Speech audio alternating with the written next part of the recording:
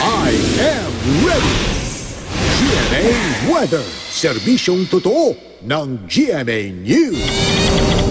Mga kapuso, hanging amihan pa rin ang umiiral sa malaking bahagi ng bansa.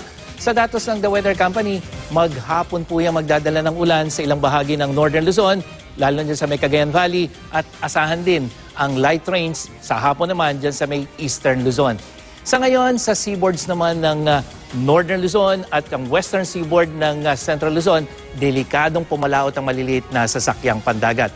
Sa Metro Manila, may tsansa ng ulan sa tanghali hanggang hapon yan, pero pagdating sa gabi, bababa uli yan at asahang maulap ang langit.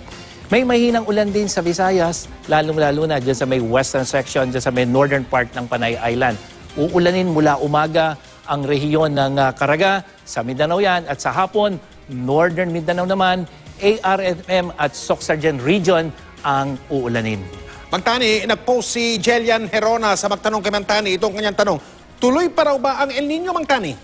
Mike, Jelian, ayon sa bagong update ng Australian Bureau of Meteorology, hindi na inaasahang magkaka-El Nino dahil neutral na ang kondisyon ng karagatan dyan sa Tropical Pacific.